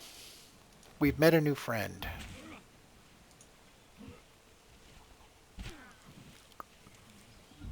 I see he won't come out of there unless there's another guy. So we finished here. I'm going to build this. And what this does, I'll remind you, gives me happiness. But it only gives me the happiness once. So if I go here under happiness, I'm getting, if you look down the list there, it says total happiness. And then we're getting 18 happiness, and these are our sources of happiness, and these are the things that are taking happiness away. Salt, you can see, is only giving me 4 happiness, but I have 2 salt mines, so it should be 8, right? But salt only gives you happiness, and everything only gives you happiness the one time. The rest of it is, the rest you get. You get the +1 food and +1 gold. This gives you +2 gold. But the happiness part, you only get that once, even though you get duplicate resources. But you can sell the duplicate resources, which is something we did a little bit earlier.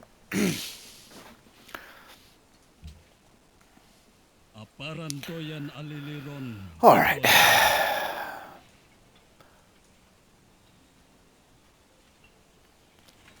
Now we're going to take the market. Now this, what's happening here,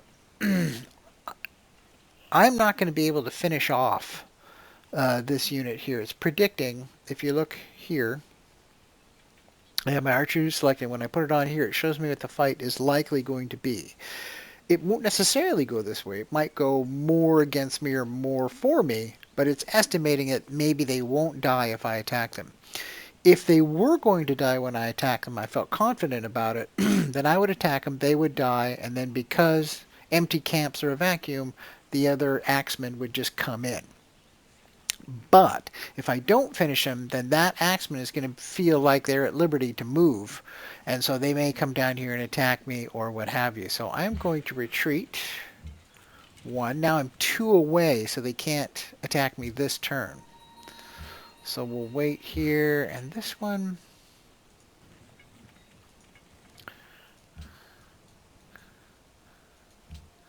you see I'm still running at a deficit here. -4 gold per, oh, here it comes.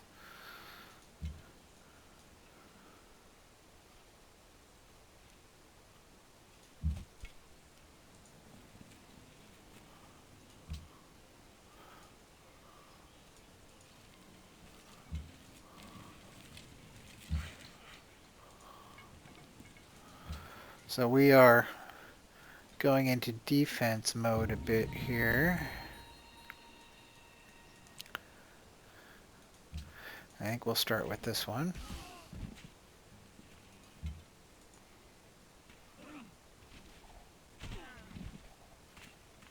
And we couldn't finish him, so I'm going to move him. See, he's 2 away, so in theory he could be captured.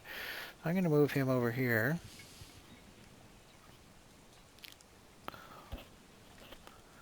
And I guess I'm going to just have him build a farm. By the way, this is desert, but it's desert near a river, so it's actually highly productive farmland. You need to think the Nile in Egypt. And here,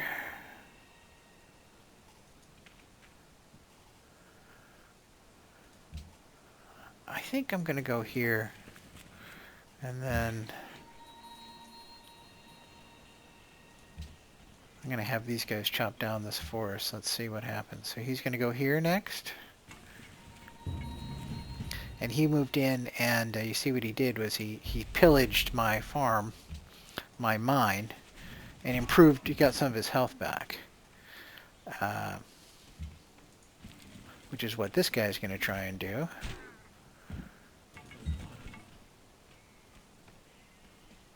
I guess I'll protect this farm and keep these guys working.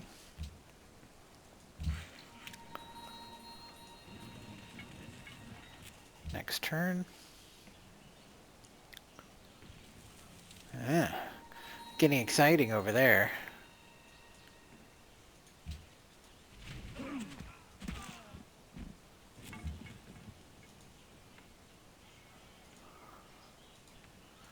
So we're attacking. See if we... we softened him up pretty good. Let's see if we can finish him.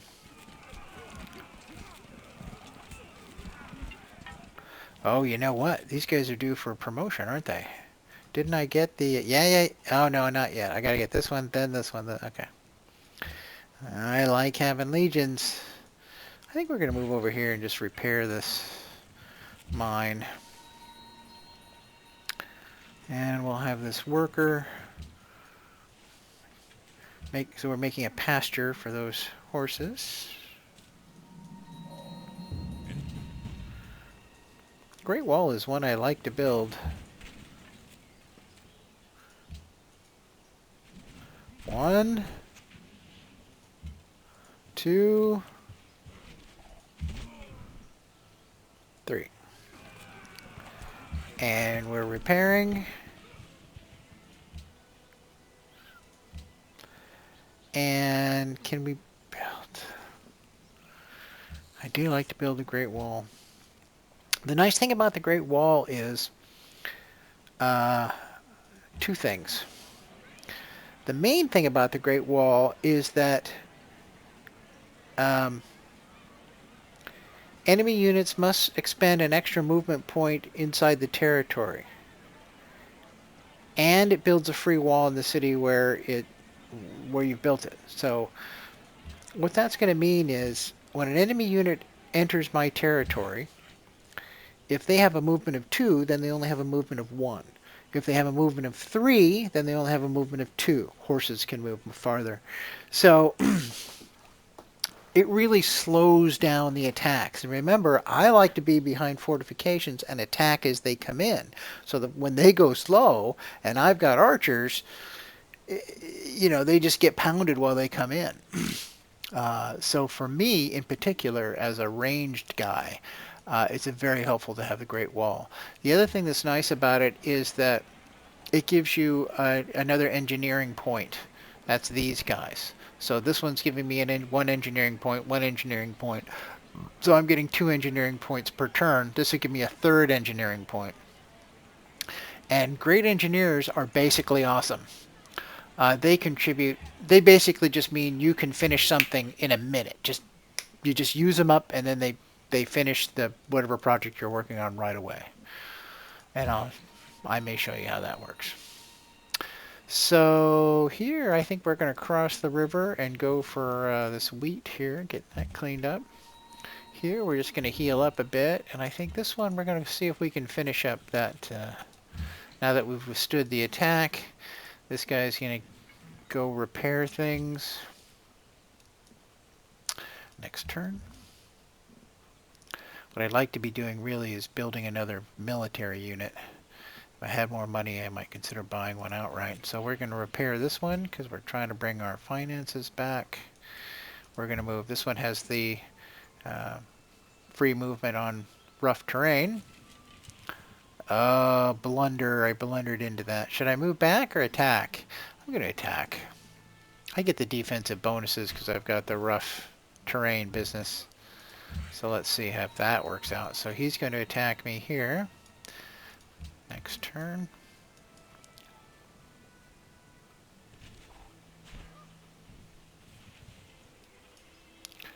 And this works out really well because we'll finish off these guys at last. Yeah, kind of a delay there. So this will create a vacuum. These guys will be sucked in. Great. So that's going to work out fine. Now we're going to move these guys here, this one here, this one here. I may build a city here. Not sure. Yeah. That's a pretty reliable rule. Barbarians don't like to leave their places empty. It's not a bad rule. Once you get in there, they can't produce any more units, so, you know, it makes sense. Maybe not the best thing in every situation no matter what. We'll move here and make more food.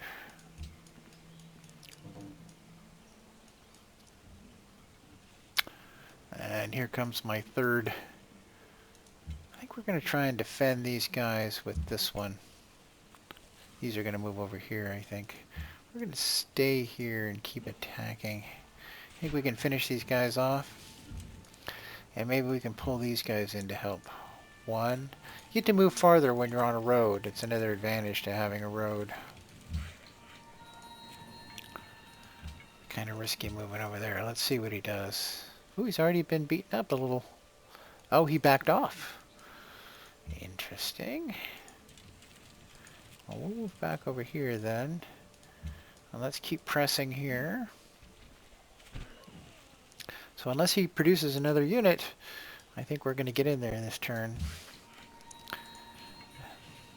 So it's always a good idea to build next to a river. If if all things being equal, you should have your city on a river. You just get the super duper bonuses for being next to a river for food. And having cities that produce lots of food means you get lots of people, which means you get lots of production. It's just good, and good. Oh, now he's back. Well, let's see what we can do here. So we'll put this one here and here. By the way, this is a bridge. And bridges come when you build the, lordy, is it this one? This one, yeah, allows bridges over rivers. So with a road coming to the city, now this doesn't count. Normally, this would stop movement. You can't proceed. Even though you have two, you're here, this would stop. But because there's a bridge, I was able to move two. So bridges are actually really important. So I've moved but now, what we've been waiting for so long, I'm a legion now. So I can make a road. And we're going to go here, collect this. And I think we're going to stay here where we are for now. Okay. Met another civilization. The horrific Gandhi.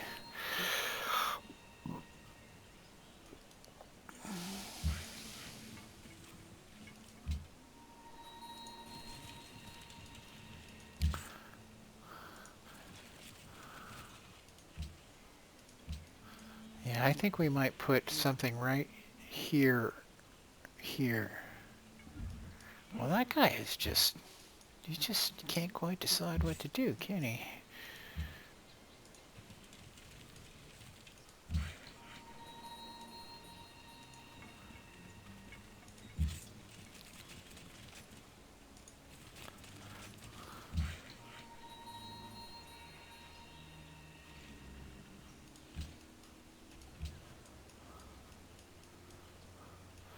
Okay. Oh, look at him. Is he going to attack my... Man, that can't be good. Here's some advice. Don't attack the Legion. It's free advice for you. Trying to learn how to play Civilization. Just don't do it. So we'll heal up in here. And we'll build another farm. And after we get this Great Wall built, I think we're going to call this a good start. think, because this is a zillion hour long video, so we should stop. In fact, maybe I'll just stop right here. So we built another city. The next things to do are to build, we want to keep the buildings that we want our satellite cities to be able to build are ones that we've already built. So as Rome, you have to be extra careful not to waste that potential. It can end up being a lot of production. You can build cities up quickly if you make sure that the cities, the things that you want to build in your satellite cities are already in Rome. So you want to build the wonders like the the Great Library and so on, and the Great Wall and all that. But you don't want to neglect the other things uh, because you'll want to build them in your other cities, especially to start. So this library is taking me 25% less turns to build than if I didn't already have a library. It'd take me 25% longer if I didn't already have a library in Rome. So I want to make sure that happens. And in addition to building those things, you can kind of get away with, as I have been, building the wonders, but also building these buildings so you can have them in your other cities. But now, what's happened is I can't expand anymore without building a settler and building troops to go with it. So you may recall, in order to fend off the desire of other civilizations to attack you, you need basically one unit in each city and then an extra unit or two floating around. So I'm at that limit right now. I have one archer in Rome and I have one archer near Antietam and I have an extra unit. So that's fine. But if I built another city, I believe I would be showing weakness to the other civilizations, inviting them to attack me if I didn't also, in addition to the settler, to make the city, if I didn't also build a unit to go with that city. So basically, instead of building wonders from now on, what I'm going to be doing is building a military unit and a settler, then build some buildings to make sure that I have it in my city for the other cities to have, then build until I get to at least three other cities, probably a fourth city. Um, and then from there, I can sort of focus on building up those cities, building up, making sure there's enough military, building wonders in culture, and sort of because I can sort of convince them not to attack me by upgrading the military that's in there as I get better technology, and I can just sort of maintain them to the point where I push back past them in terms of science and culture because I'm not at war. War is expensive and it takes a toll on things. So and it requires you got to build more units because even my way where I try and defend as much as possible, I'm going to lose units. So by avoiding war, I can just build myself up to the point where unless another civilization does very well and conquers 3 or 4 of his neighbors, I'll have won the game, basically. Okay, so I think that's it. No one is ever going to watch this video because it's way too long and it's way too detailed.